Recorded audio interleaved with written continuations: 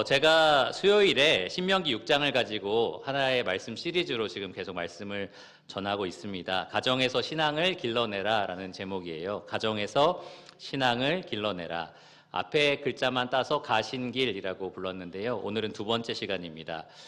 첫 번째 시간은 자녀에게 복이 임하기를 원한다면 가정에서 신앙을 길러내라 였고요. 두 번째 시간은 아주 중요한 원리를 하나 이렇게 같이 좀 나눠보려고 합니다. 무엇이냐면 부모가 사랑하지 않으면 자녀를 사랑하도록 길러낼 수 없다입니다. 부모가 사랑하지 않으면 자녀를 사랑하도록 길러낼 수 없다라는 주제로 좀 말씀을 나누겠습니다.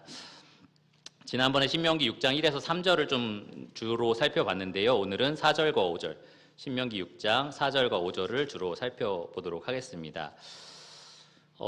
유평교회는 그런 어떤 전통이 없는데 우리나라의 대부분을 차지하는 장로교회에서는 어린아이가 이제 가정에서 태어나면 그 아이에게 해주는 예식이 있습니다. 우리 유평교회에서는 앞에 나와서 아기를 주신 하나님께 감사드리고 이 아기와 하나님께서 함께 하시면서 복을 주세요 이렇게 이제 기도하는 시간 정도는 있는데 장로교회에서는 더 특별한 예식을 해요. 혹시 뭔지 아십니까? 네, 유아 세례라는 것을 합니다. 여러분 대부분이 아마 유아 세례는 성경적인 세례 방식이 아니다라고 생각을 하실 거예요. 세례라는 것은 구원받은 사람이 이 하나님 앞에서 또 성도들 앞에서 공적으로 자기의 신앙을 고백하는 예식이기 때문에 스스로 구원을 받지 못한 어떤 하나님을 선택하거나 믿을 수 없는 그 어린 아기가 침례에 순종한다, 세례를 받는다라는 것이 합당하지 않다라고 생각하셔서 그렇습니다. 세례를 받음으로 구원받는 것은 절대 아니라고 여러분 믿기 때문에 그래요. 그게 맞고요. 반대로 구원을 받은 사람이 세례에 순종한다라고 여러분 옳게 생각하고 계실 겁니다. 분명히 세례라는 것은 개인이 예수 그리스도를 하나님의 은혜로 믿고 그리고 예수님을 주와 구주로 시인하면서 그러면서 성도들 앞에서 공적으로 자기 신앙을 고백하는 예식이 맞습니다. 그런데 장로교회에서는 왜 그들에게 세례를 줄까? 왜 이 어린 아이들에게 세례를 베푸는 것일까? 깊이 들어가면 이 장로교 신학을 우리가 개혁주의 신학이라고 얘기하거든요. 그들도 우리가 비판하는 것처럼 세례를 그런 식으로 오해하거나 오용하지는 않는다라는 것을 분명히 발견할 수 있습니다. 그들도 세례가 구원을 가져다 준다라고 믿지 않아요. 절대 그렇게 생각하지 않습니다. 개혁주의 신학의 가장 근본이 무엇이냐? 오직 믿음으로, 오직 은혜로 구원받는다라는 거거든요. 그러니까 그들이라고 해서 이 아기에게 세례를 주면 그냥 구원이 이루어져 이런 식으로 믿지 않는다는 거예요. 절대로 그렇게 믿지 않습니다. 그런데 왜 아기에게 세례를 주느냐? 그 성경적인 근거를 어디에서 찾느냐 하면 바로 구약시대 언약의 백성인 이스라엘이 이 태어난 자녀들에게 할례를 행하는 것, 거기에서 근거를 가져옵니다. 이스라엘 백성 같은 경우는 하나님께서 내가 너희에게 복을 줄 거고 너희 몸에서 태어나는 자녀뿐만 아니라 그 손자, 손녀들에게까지 계속해서 복을 주시겠다라고 약속을 하셨습니다. 그러니까 이스라엘 백성은 태어나면서부터 언약의 자녀로 태어나는 거예요. 그러니까 이 아이에게 할례를 행할 때 부모가 어떤 생각을 하느냐 하면은 내가 하나님의 자녀니까 너도 어떻게 덤으로 은혜를 얻을 거야? 이런 식으로 할례를 베푸는 게 아니라 이 할례를 행함으로 너도 하나님과 직접적인 계약을 맺은 언약의 백성이 됐어라고 선언을 하는 겁니다. 그리고 아이에게 할례를 행할 때 부모가 어떤 마음을 품냐 하면 내가 이 언약의 관계에서 너에게 복을 가져다 주는 하나님의 계명을 이제부터 부지런히 너에게 가르치겠다라는 결단을 그 할례를 행할 때 하는 거였습니다. 오늘날 장로교회에서 유아 세례를 하는 것은 바로 그런 의미를 가지고 있어요.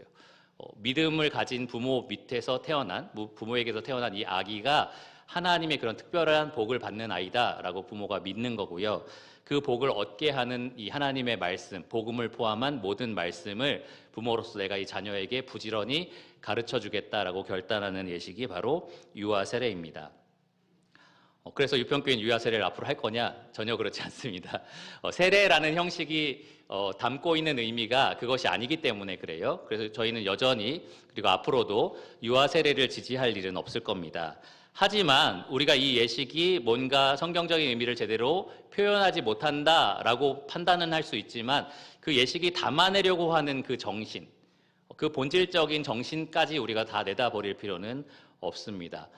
보통 우리는 어떤 식으로 생각하냐 하면 우리 아빠, 엄마 다 믿고 그리고 그 믿음 가운데 자녀가 태어나면 구원은 자녀가 선택하는 거지 뭐. 자녀가 믿으면 구원받는 거고 아니면 마는 거지 뭐. 이렇게 이제 좀 생각을 해요. 구원은 부모는 이제 우리가 선택했고 믿었으니까 구원받은 거고 자녀는 그들이 선택할 거다라는 생각을 하는 거죠. 물론 부모로서 자녀에게 해줄 수 있는 부분이 있고 열심히 말씀을 가르치고 복음도 전하겠지만 부모니까 당연히 살아가니까 그렇게 하겠지만 전적으로 구원받는 건 자녀가 할 일이야 라고 이렇게 조금 구분해서 생각하는 경향이 있습니다.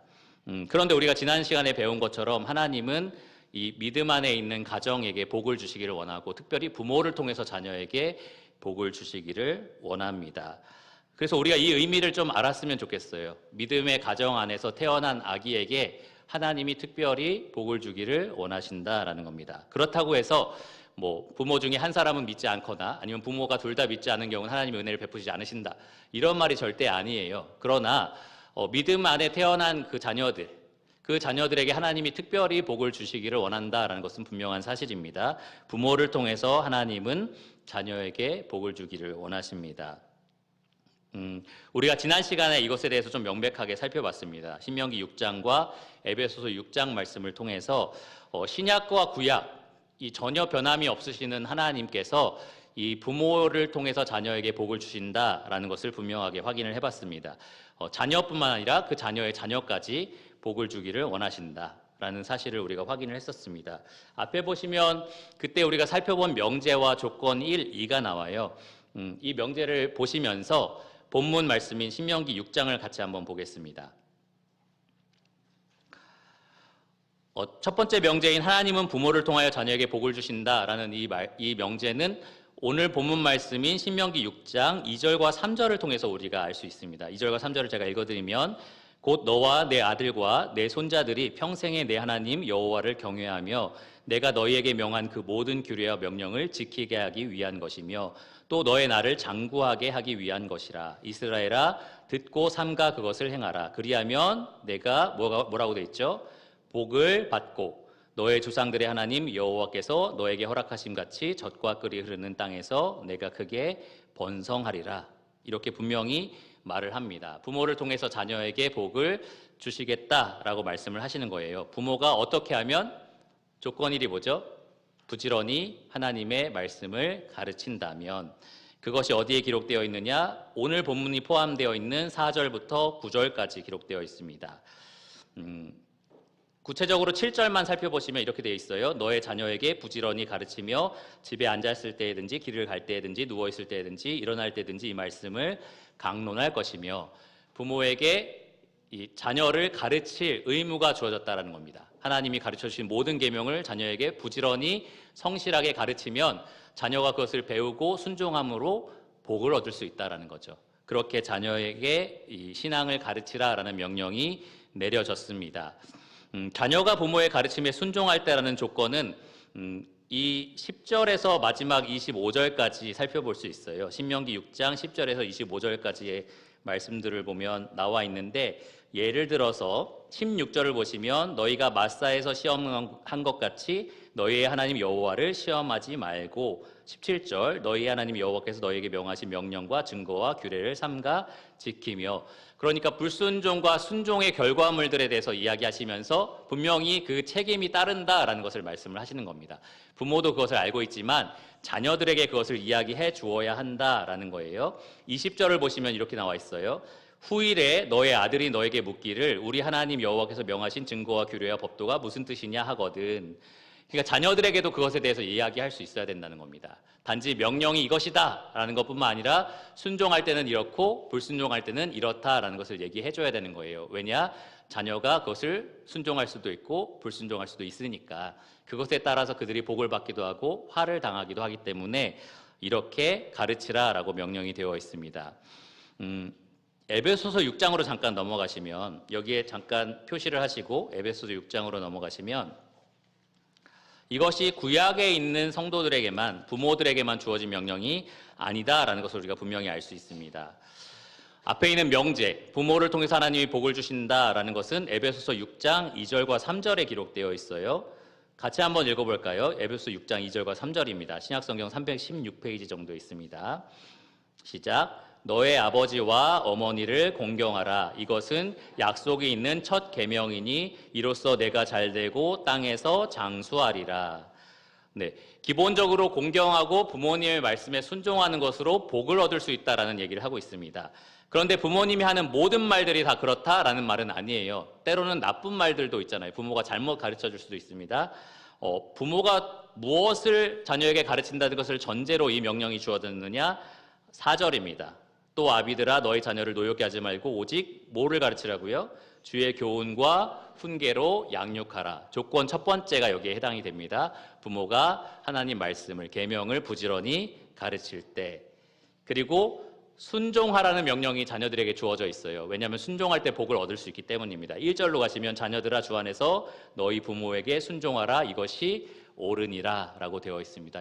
그러니까 구약과 신약 모두 다 변함없는 하나님께서 믿는 부모를 통해 자녀에게 복을 주기를 원하시고요. 조건이 두 가지 있죠. 하나는 부모가 부지런히 자녀를 가르칠 때, 하나님 말씀을 가르칠 때, 그리고 자녀가 그 말씀에 순종할 때, 그럴 때 하나님이 복을 주신다라는 겁니다. 자, 그러니까 사랑하는 나의 자녀 혹은 나의 사랑하는 손자, 손녀가 평생토록 하나님을 경외하고 그분의 계명을 따르면서 살았으면, 그래서 하나님이 계획하신 그 많은 복들과 번성함과 형통한 삶을 얻기를 원한다라고 한다면 부모가 해야 할 일들은 뭘까요? 부지런히 하나님의 말씀을 자녀에게 가르치는 일인 겁니다. 그러니까 부모는 이런 일을 하면 되겠구나라고 우리 마음속에 바로 들어오는 생각이 어디에 있냐면 신명기로 넘어가셔서 신명기 6장에 6절과 7절이에요. 아, 이렇게 부모가 가르쳐야겠구나라는 생각이 먼저 듭니다. 6절과 7절을 보시면 오늘 내가 너에게 명하는 이 말씀을 너는 마음에 새기고 너의 자녀에게 부지런히 가르치며 집에 앉았을 때든지 길을 갈 때든지 누워있을 때든지 일어날 때든지 이 말씀을 강론할 것이며. 아, 그렇지. 부모는 그럼 이렇게 자녀에게 가르치면 되겠구나라는 생각이 바로 듭니다. 그런데 부모에게 주어진 명령은 6절부터 시작하지 않고요. 4절부터 시작합니다. 4절은 어떻게 시작하죠? 이스라엘아, 같이 읽어볼까요? 들으라. 우리 하나님 여호와는 오직 유일하신 여호와이시니. 5절도 읽어보겠습니다. 너는 마음을 다하고 뜻을 다하고 힘을 다하여 너의 하나님 여호와를 사랑하라. 자, 들으라라는 이 말 때문에 쉐마라는 말이 붙었어요. 이스라엘 백성들이 자녀를 양육할 때, 또 이스라엘 백성으로서 하나님 믿는 신앙을 구축할 때에 가장 중요하게 여겼던 핵심 구절입니다. 예수님도 이 말씀을 첫째 되는 계명이라고도 부르셨어요. 들어라라고 하면서 가장 먼저 들어야 될 것이 자녀에게 계명을 가르치라가 아니었던 거예요. 그럼 무엇입니까? 하나님을 사랑하라였습니다. 하나님을 사랑하라. 가르칠 내용을 잘 마음에 새겨서 숙지하고 있고 그것을 아이들에게 잘 전달하면 돼가 먼저가 아니었고요.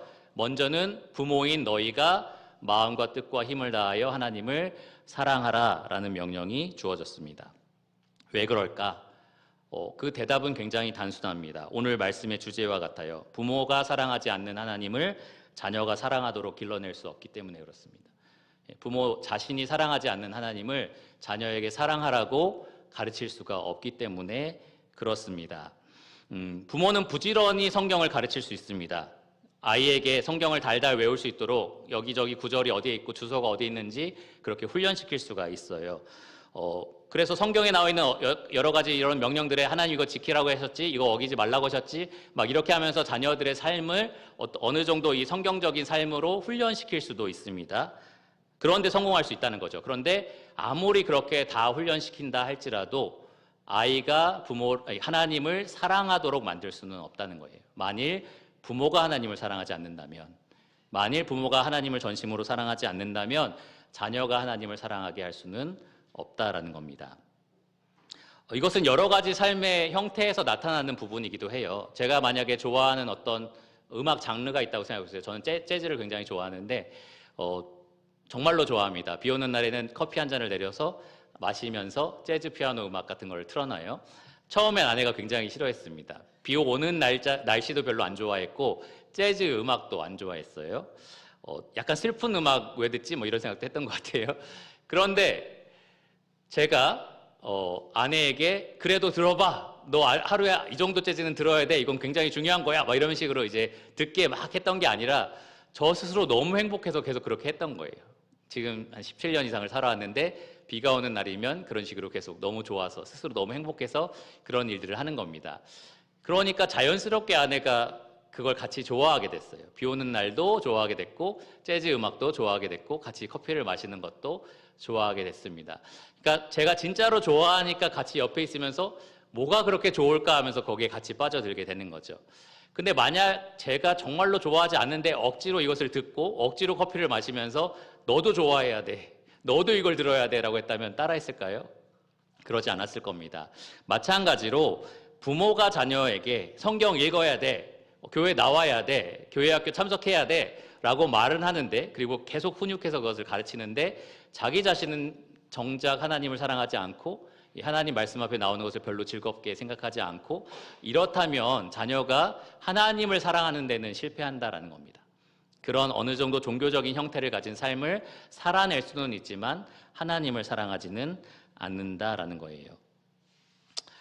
그래서 자녀가 꽤 성장했을 때 이제 교회를 떠나고 부모를 떠나는 경우가 종종 있습니다. 하나님을 떠나는 경우가 있어요. 나는 하나님 이제 없다고 생각해 이러면서 이제 떠나는 거죠.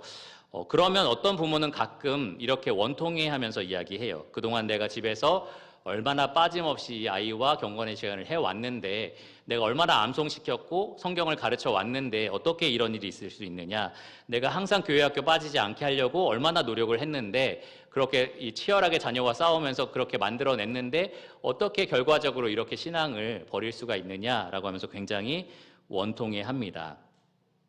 아침에 큐티하는 거, 성경 말씀 암송하는 거, 말씀을 읽게 하는 거, 교회 학교에 참석하게 하는 거 모두 다 좋은 거거든요. 은혜의 방편입니다. 적극적으로 활용해야 되는 게 맞아요. 그런데 그보다 더 중요한 게 있다는 거죠. 그보다 더 중요한 것은 부모가 전심으로 하나님을 사랑하는 모습을 자녀에게 보여주는 것입니다.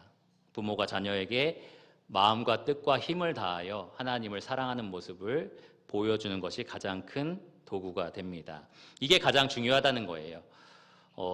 말씀을 가르쳐주는 것, 전달해주는 것도 중요하지만 자녀는 단순히 그 전달되는 말씀의 내용만 듣는 게 아니거든요. 부모가 그것을 하나님과 자신의 친밀한 사랑에 담아서 주기 때문에 그 사랑을 같이 느껴야지 받는 겁니다. 그냥 전달되는 말씀만 듣는 게 아니에요. 자, 여기 요한복음 몇 장 몇 절 봐봐, 이렇게 하나님 말씀하셨지? 라고 말하는 것으로 아이가 하나님을 사랑하게 되는 게 아니라는 거죠. 정말 내가 하나님을 사랑하는 그 친밀한 관계 속에서 그 말씀을 전달해 줄 때에 자녀가 그 하나님을 인격체로서 만날 수 있고 사랑할 수 있는 겁니다. 다시 쉽게 말씀드리면 부모가 사랑하지 않으면서 자녀를 사랑하도록 길러낼 수는 없습니다. 오늘 본문 말씀인 신명기 6장 4절과 5절을 보시면 부모에게, 또 자녀도 이렇게 하도록 가르치는 건데요, 부모에게 주어진 이 1차적인 명령이 하나님을 적극적으로 그리고 전적으로 그리고 오직 하나님만을 사랑하라라는 명령인 것을 우리가 알 수 있습니다. 4절을 보시면 이스라엘아 들으라 라고 하면서 우리 하나님이라는 관계적인 표현을 하죠. 하나님이 그냥 저 어디 계신 하나님이 아니라 우리의 하나님이다 라는 관계를 분명하게 표현합니다. 그리고 그 하나님의 이름을 언급을 합니다. 무엇이라고 하죠? 하나님 여호와라고 합니다. 여호와는 언약의 이름이죠. 자기 백성과 언약을 맺으신 하나님의 이름을 지금 언급을 해요. 그리고 나서 4절에 이어서 뭐라고 말을 합니까? 그 여호와가 어떤 하나님, 어떤 여호와래요? 오직 유일한 여호와시다라고 얘기를 합니다. 여기 오직 유일한 여호와시다는 뜬금없이 여호와는 이 세상의 유일한 신이다, 나머지 신은 다 가짜야, 이런 의미를 여기에 추가한 것이 아니고요.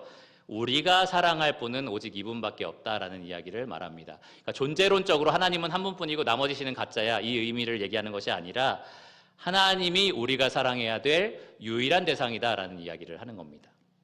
우리는 하나님과 언약을 맺은 하나님만을 사랑해야 될 백성들이다라고 분명하게 선언을 하는 겁니다. 그리고 5절에서는 그 하나님을 전심전력으로 사랑하라라고 지금 명령을 하고 있어요. 그 유일한 사랑의 대상이신 하나님을 전심전력으로 사랑하라. 그래서 말씀을 보시면 5절에 너는 마음을 다하고 뜻을 다하고 힘을 다하여 너의 하나님 여호와를 사랑하라 라고 되어 있습니다. 이것이 이스라엘 백성 전체에게 주어진 말씀이라면 너희는이라고 할 법하잖아요. 너희는이라고 할 법한데 너는이라고 하면서 단수형이 사용됐습니다. 무슨 의미냐? 이 말씀을 듣는 각각의 사람에게 직접적으로 주어진 명령이다라는 것을 이야기해요. 우리는 가끔 복수형 이 명령어에 숨어 살기를 원하거든요. 교회에 계신 여러분들 모두 다 교회를 사랑하셔야 됩니다 라고 했을 때 나는 아니지라고 슬쩍 빠져나가고 싶은 마음이 있어요. 저 사람들이 사랑하니까 나는 안 해도 되겠지 라고 이렇게 빠져나가고 싶은 마음이 있는 거죠. 그런데 우리 유평교회 성도님 여러분 각각은 모두 다 주님을 사랑해야 됩니다. 교회를 사랑해야 됩니다 라고 한다면 빠져나갈 구멍이 없는 겁니다. 마찬가지로 이 명령은 모든 이스라엘 백성 특별히 부모에게 각각 주어진 명령인 겁니다. 단 한 사람도 하나님을 전심으로 사랑하지 않을 수 있는 여지가 없다는 거예요. 마음이라는 것은 우리가 생각할 때 감정의 영역이라고 생각하는데 사실 사고의 영역입니다. 히브리 성경에 나와 있는 마음은 감정의 영역보다는 사고, 지각, 생각에 해당이 되고요. 여기 뜻이라고 되어 있는 것은 오히려 그 사고에 해당되는 것 같다라고 생각이 되겠지만 영어로는 soul이라고 번역이 되어 있는데 무슨 뜻이냐? 우리의 영혼을 의미합니다. 우리의 생명, 우리의 모든 것을 의미하는 거예요. 모든 존재를 다해서 하나님을 사랑하라라고 되어 있고요. 마지막 힘은 말 그대로 우리가 가지고 있는 모든 능력을 의미합니다. 예수님은 이것을 인용하시면서 신약성경에 누가복음 10장 27절에 보면 조금 다른 표현 방식으로 말씀하셨는데 너의 마음을 다하며 목숨을 다하며 라고 하면서 목숨이라는 게 들어가 있어요. 여기 다른 뜻, 힘 다 포함이 되어 있는데 목숨이라는 것이 붙어 있습니다. 이 앞에 있는 뜻에 해당하는 soul, 그 생명, 영혼에 해당되는 의미가 확장돼서 여기에 같이 포함되어 있다고 볼 수 있습니다. 한마디로 말하면 그냥 모든 것을 다해서 하나님을 사랑해야 된다라는 것을 의미합니다. 우리가 생각하는 모든 것으로 하나님을 사랑해야 되고 우리가 힘을 사용하는 모든 일로서 하나님을 사랑해야 되고 우리가 가진 생명을 다해서 하나님을 사랑해야 되고 우리 영혼까지 우리 그런 말 들어보셨어요? 영혼까지 끌어모은다라는 말 들어보셨습니까? 네. 우리 영혼까지 모두 다 끌어모아서 하나님을 전심전력으로 사랑하라라는 명령이 5절에 주어져 있는 겁니다. 부모는 자녀 앞에서 이렇게 전심전력으로 오직 하나님만을 사랑하는 모습을 보여주는 겁니다. 그럴 때에 부모가 자녀에게 전달하는 이 계명, 하나님의 말씀이 자녀에게 전달이 되는 거예요. 그냥 하나의 율법으로서 전달되는 것이 아니라 하나님과 관계를 맺는 살아있는 그런 율법으로서 전달이 되는 겁니다. 그러면 중요한 질문인데요. 부모가 어떻게 하면 자녀들 앞에서 하나님을 전심으로 사랑하고 있다는 것을 보여줄 수 있을까요?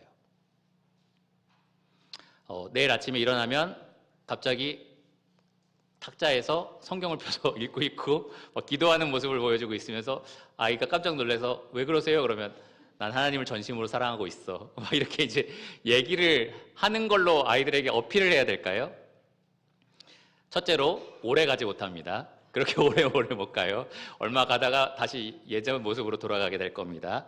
그리고 둘째로 아이들은 여러분들을 살아온 세월만큼 지켜보고 자란 사람들이잖아요.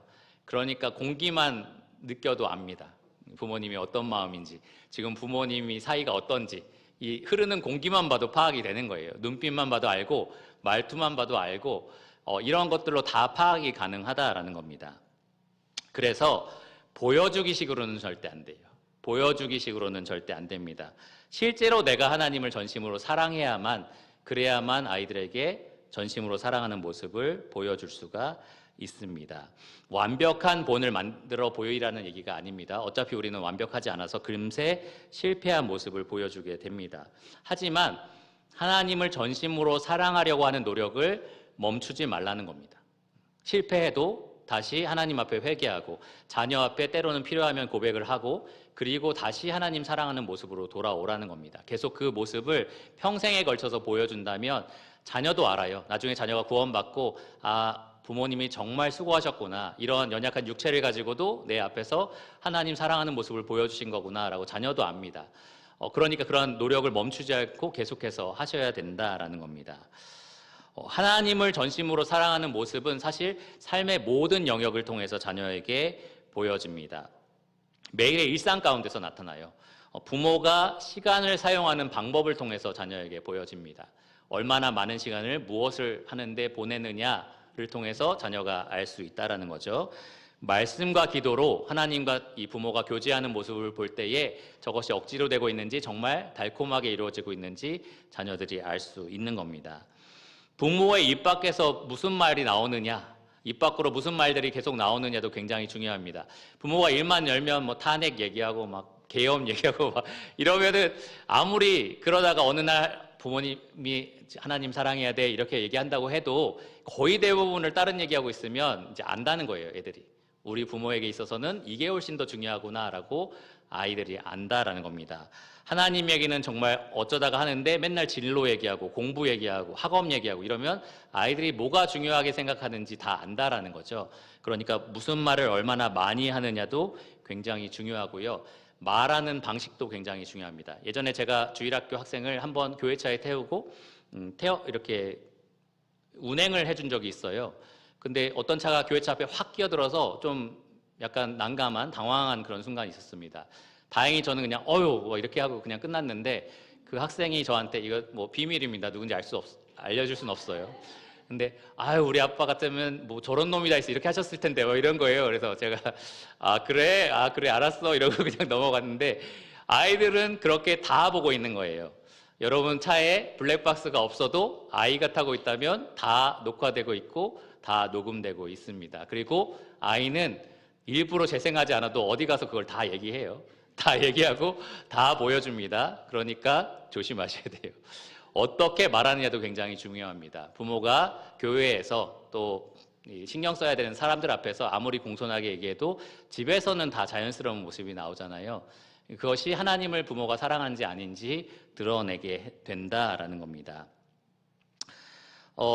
기쁘고 좋은 일이 있을 때 부모가 어떻게 반응하는지도 굉장히 중요해요. 그것에 대해서 하나님께 감사하는지 정말로 하나님께 감사로 표현을 하는지 그런 것들이 굉장히 중요하고 반대로 힘들고 어려운 일이 있을 때 부모가 하나님을 어떻게 신뢰하고 있는지 어떻게 의지하고 있는지도 굉장히 중요합니다. 나머지 가족 구성원들을 어떻게 하나님 신뢰하도록 이끄는지 그것도 굉장히 중요합니다. 잘못한 사람들이 있을 때에 부모가 그것을 용서하고 자비롭게 넘어가는 모습을 보여주는 것도 굉장히 중요합니다. 한마디로 말하면 삶 전체를 통해서 여러분들은 하나님을 얼만큼 사랑하고 있는지 자녀에게 생중계하고 있다라고 생각하시면 됩니다. 이 중계는 원한다고 멈출 수 있는 것도 아니에요. 아이가 깨어있다면, 부모가 깨어있다면 그냥 그 순간부터 생중계입니다. 그냥 라이브 방송인 거예요. 부모가 얼마나 하나님을 사랑하고 있는지 자녀에게 계속해서 보여주고 있는 셈이다라는 겁니다. 자녀 입장에서는 부모가 입술로 하나님을 사랑해야 된다라고 말하는 것과 삶으로 그렇지 못한 모습을 보여줄 때, 그러니까 그것이 굉장히 불협화음을 내고 괴리감을 보여줄 때에 혼란스럽습니다. 정말 하나님을 사랑해야 되는 건지, 그렇다면 왜 저렇게 사는 건지 그런 혼란스러움이 자녀들에게 찾아온다는 거예요. 아주 어렸을 때는 잘 모르지만 아이가 성장하면서 그 혼란스러움이 더 가중될 수가 있습니다. 가령 하나님 말씀을 사모해야 된다라고 말을 하는데 부모는 말씀을 전혀 보지 않아요. 말씀을 전혀 즐겁게 찾아보지 않고 보더라도 아이 앞에서 억지로 하고 있다라는 것이 느껴진다라고 한다면 자녀는 이제 혼란스러운 거죠.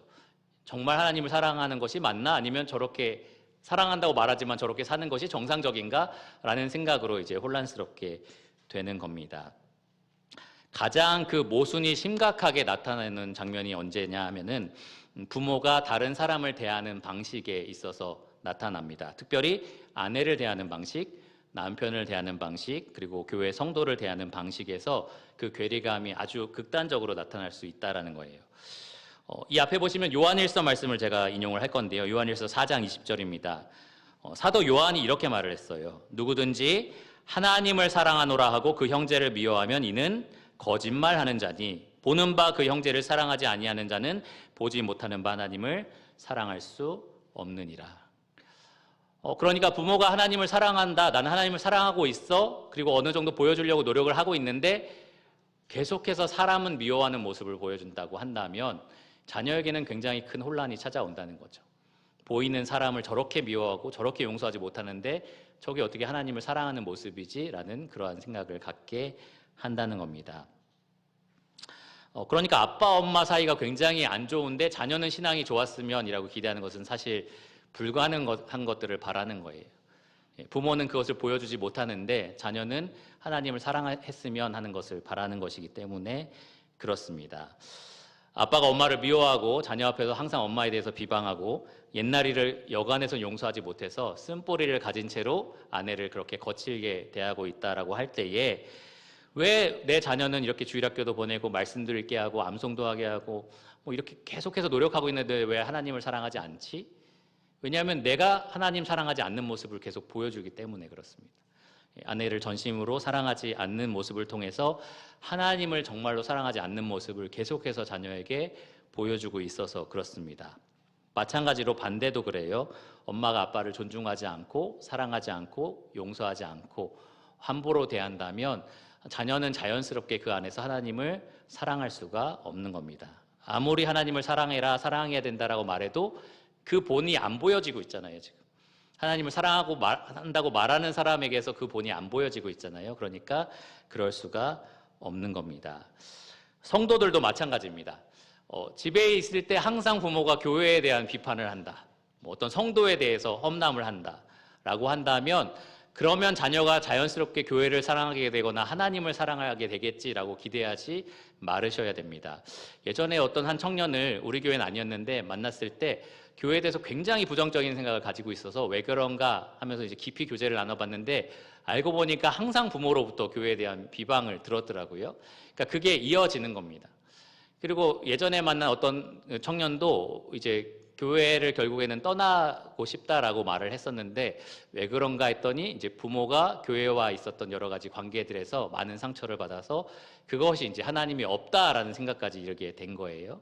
그러니까 이것이 진짜로 영향을 끼친다는 것을 여러분이 아셔야 됩니다. 보이는 성도를 내가 사랑하지 못하는 모습을 자녀에게 계속해서 보여주고 있는데 하나님을 사랑하라고 가르칠 수 있느냐? 그럴 수는 없다는 겁니다. 보이는 사람, 보이는 남편, 아내, 가족들, 친척들, 성도들을 전심으로 사랑하는 모습을 내가 보여줘야 아이들에게 하나님을 이렇게 사랑해야 된다라고 말할 수 있다는 거죠. 내가 대단해서 내가 사랑할 수 있을 만큼 넉넉해서 이들을 사랑하는 게 아니다라는 것이 아이들에게도 보이는 거예요. 어떻게 저런 아빠를 엄마는 사랑하지, 참아내지, 용서하지? 그 안에 하나님에 대한 사랑이 있어서 그렇구나. 어떻게 이렇게 잘못한 성도를 용서하고 살아갈 수가 있지? 그 안에 하나님을 전심으로 사랑하는 마음이 있어서 그렇구나라는 것을 아이들이 볼 수 있다는 겁니다. 그게 가장 큰 효과라는 거예요. 자녀를 가정에서 길러내는 데 있어서 그들에게 신앙을 심어주는 데 있어서 가장 큰 은혜의 방편이 바로 여기에 있습니다. 정리해서 말씀을 드리면 가정에서 자녀의 신앙을 길러내는 것은 단순히 자녀에게 교리 교육을 시키는 것이 아니다라는 거예요. 성경이 요구하는 규칙을 훈련시키는 것이 아닙니다. 인격제이신 하나님을 자녀에게 날마다 소개하는 것이다라는 것을 여러분 꼭 기억하시기를 바랍니다. 혹시 여러분 소개팅이나 중매해 본 적 있으세요? 저는 목회를 하면서 청년들 중매를 해야 돼서 종종 할 때가 있습니다. 굉장히 제가 좋아하지 않는 자리이면서도 많이 해야 되는 자리이고 또 해야겠다라고 다짐하는 자리이기도 한데요. 왜냐하면 제가 어색해요. 소개하는 두 사람은 멀쩡한데 제가 너무 어색해가지고 거기서 뻘쭘히 있다가 저 집에 먼저 갈게요 이러면서 혼자 지하철 타고 온 적도 있습니다. 그래서 약간 이게 뭐지? 뭐 이런 생각을 갖고 이제 하고는 있는데 그런 장면을 여러분 이제 한번 그려보세요. 내가 자녀에게 성경을 읽어야지, 뭐 큐티해야지, 교회 학교 가야지라고 말을 전달하는데 사실 그 모든 것이 결국에는 인격체이신 하나님을 내가 아이에게 계속해서 소개하고 있는 자리다. 그분을 아이들 앞에 데리고 와서 만나게 하는 모습이다라는 것을 여러분 상상해 보시기 바랍니다. 단순히 내용을 전달하는 것이 아니라는 거죠. 우리는 인격체이신 하나님을 아이들에게 보여주고 전달하고 있는 겁니다. 그 하나님이 부모의 삶을 완벽하진 않지만 어떻게 변화시키고 있는지 보여줄 수 있는 겁니다. 그 하나님이 부부가 서로를 바라볼 때에 티나 주름 잡힌 것들이 너무나 많이 보이지만 어떻게 서로 사랑할 수 있게 하시는지 자녀에게 보여줄 수 있는 겁니다. 눈에 보이지 않지만 분명히 하나님이 계신 게 맞아. 우리 부모님을 이렇게 바꿔주고 계시니까 라고 말할 수 있게 하는 거죠. 그 하나님께서 부모가 교회를, 정말 그리스도께서 교회를 사랑하셔서 자기를 내어주심 같이 사랑하도록 만들고 계시는구나라고 알 수 있도록 그렇게 도와주시는 겁니다. 바울은 고린도후서 11장 2절에 흥미로운 표현을 썼어요. 고린도 교회에 대해서 내가 너희를 정결한 처녀로 여겨서 한 남편인 그리스도께로 중매했다라고 얘기를 합니다. 아까 말했던 소개팅의 모습과 같죠. 부모가 하는 역할이 이와 같다고 저는 생각을 해요. 내 자녀를 나중에 거듭나서 구원받은 그리스도 앞에 정결한 신부가 될 것인데 그 그리스도를 중매하는 일을 내가 지금 하고 있다. 이 아이가 태어날 때부터 죽을 때까지, 구원받을 때까지 내가 그 일을 계속해서 하고 있다라는 생각을 여러분 가지시기 바랍니다.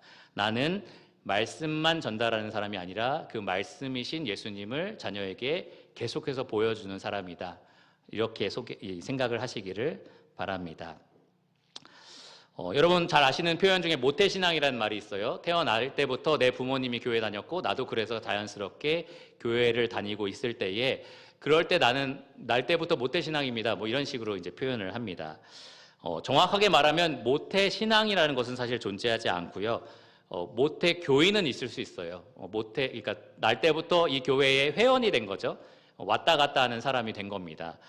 모태신자는 될 수가 없습니다. 날 때부터 하나님을 믿는 사람은 될 수 없어요. 구원은 자녀가 예수님을 믿을 때 그때 일어나는 일입니다. 그러니까 어떤 면에서 믿는 여러분들 가정에 자녀가 태어난 것은 믿지 않는 한 사람이 태어난 거예요. 그래서 부모가 자녀에게 계속해서 이 예수님에 대해서 증거하고 복음을 전해야 되는 책임이 주어진 겁니다. 요즘에 저는 수요일마다 낮에 복음을 증거할 수 있는 그런 기회를 얻어서 1시간에서 1시간 반 정도 계속 구도자에게 복음을 전하고 있는데 두 가지 측면에서 저에게 계속해서 이것이 도전이 되고 또 충격이 되고 있어요. 도움이 되고 있는 겁니다. 첫째로는 뭐냐면 복음이 정말 감격스러운 거구나. 복음이 정말로 이만큼 놀랍고 고귀한 거구나라는 생각을 갖게 돼요. 그러니까 누구에게 전하지 않았을 때는 제가 그냥 가지고 있는 거니까 소중함을 잘 몰랐다면 이 복음이 필요해서 지금 지옥으로 가고 있는 사람에게 전달하고 있으니까 이게 얼마나 소중한지 계속 설명을 하는 거예요. 이게 얼마나 소중한지 몰라요. 당신이 지금 죄인이라서 어떤 운명에 처해 있는지 몰라요. 이러면서 제가 막 설득을 하는 거죠. 복음이 얼마나 고귀한지 몰라요. 하나님 사실 당신을 지옥에 보내도 아무 상관없어요. 근데 자기 아들을 보내서 당신을 위해서 죽게 하신 거예요. 막 이렇게 이제 제가 막 설명을 하는 겁니다. 그러면서 참 이게 값지구나라는 생각을 첫 번째로 하고, 두 번째로는 그 이야기를 매주 할 때마다 제가 스스로 너는 그런데 그만큼 값지게 여기고 있냐라는 생각이 들더라고요. 나는 정말 이렇게 열정적으로 이 사람에게 설명하는 것만큼 이 복음을 고귀하게 여기고 있고 감격스러워하고 있는지. 왜냐하면 이 사람한테 감격스러워하라고 지금 설득하고 있는 중이잖아요. 근데 나는 정말 그런가라는 생각을 매주 수요일마다 이제 하게 됩니다. 그래서 저는 부모가 자녀 앞에서 전심으로 하나님을 사랑하는 모습을 보여주는 가장 좋은 방법이 날마다 이 복음을 묵상하는 것이라고 생각을 합니다. 날마다 이 복음을 자기 스스로에게 전달하는 것이다라고 생각을 해요. 우리가 주일마다 복음을 듣고 있는데 정말 그 복음을 들을 때마다 우리가 받은 은혜에 대해서 다시 한번 생각해 보게 되잖아요. 우리를 구원하신 하나님이 얼마나 놀라운 분인지 위대한 분인지를 생각하게 됩니다. 그 감격을 잊지 않아야 된다는 거예요. 그 감사를 우리가 당연한 것으로 여기지 않아야 된다는 겁니다. 그러한 복음을 날마다 부모가 자기 자신에게 전하고 그리고 믿지 않는 나의 자녀에게 계속해서 전달하는 것으로 부모는 자녀 앞에서 하나님을 전심으로 사랑하는 모습을 갖출 수가 있습니다. 결론적으로 부모가 하나님을 사랑하지 않으면서 자녀에게 사랑하도록 길러낼 수는 없다. 이것이 오늘 말씀의 핵심입니다. 그러니까 무슨 수를 쓰든지 부모는 자녀에게 그 모습을 보여줘야 됩니다. 그런데 이것이 여러분에게 큰 도전처럼 여겨질지 모르겠지만 복음에 합당한 부르심이에요, 사실은. 그렇죠? 우리가 복음으로 거듭났다면, 구원을 얻었다면 하나님을 영원토록 기뻐하고 즐거워하면서 사는 것이 당연한 겁니다. 그렇죠? 그러니까 그 복음에 합당한 삶을 살아내면 됩니다. 그리고 자녀에게 정말 그렇게 살아가는 사람으로서 복음을 전하시기를 바랍니다. 그러면 하나님 약속하신 이 놀라운 축복들을 자녀가 분명히 하나님으로부터 받을 수가 있을 겁니다. 기도하고 말씀을 마치겠습니다. 하나님 감사합니다. 우리에게 얼마나 놀라운 복을 허락하여 주셨는지, 영원한 지옥에 처해질 수밖에 없었고 영원한 심판이 마땅했던 우리가 지금은 영원한 천국을 바라보면서 살고 있고 영원한 생명을 누리면서 살아가고 있습니다. 하나님, 우리에게 주신 이 땅의 선물, 가장 귀하고 가장 소중한 선물이 바로 우리의 자녀들입니다. 우리가 이 귀한 선물들을 정말로 하나님이 기뻐하시는 자녀로 길러낼 수 있도록 도와주시기를 원합니다. 하나님이 이 자녀들을 만나주시기를 원하고 하나님께서 이 자녀들을 인도하여 주시고 또 거듭나게 하셔서 천국 소망을 가지고 살아갈 수 있게 하여 주시기를 원합니다. 가장 이 세상에서 얻을 수 있는 많은 복들보다 가장 큰 복인, 그리고 복의 근원인 하나님이 그들과 함께 하시고 그들의 하나님이 되어주시기를 간절히 구합니다. 하나님, 그렇게 복 줄 수 있는 그러한 통로로서 부모인 우리를 사용하여 주심에 감사를 드립니다. 우리가 전심으로 하나님을 사랑할 때에 하나님 우리를 통하여 자녀들에게 복을 내려주십니다. 하나님, 우리가 그렇게 사랑할 수 있는 힘을 주시고 또 지혜를 주시고 넘어질 때마다, 실패할 때마다 또 우리가 유혹을 받아서 하나님 아닌 다른 것들에 한눈을 팔 때마다 복음으로 우리를 다시 회복시켜 주시고 다시 올바른 길로 돌이켜서 하나님만을 사랑하는 부모가 되게 하여 주시기를 원합니다. 그래서 우리에게 맡겨진 귀한 자녀들이 부모의 그 삶을 보고 부모의 그 말을 듣고 하나님을 사랑하는 자녀로 하나님이 약속하신 복을 이어받게 하여 주시기를 간절히 구합니다. 모든 것을 예수 그리스도 이름으로 감사하며 기도드렸습니다. 아멘.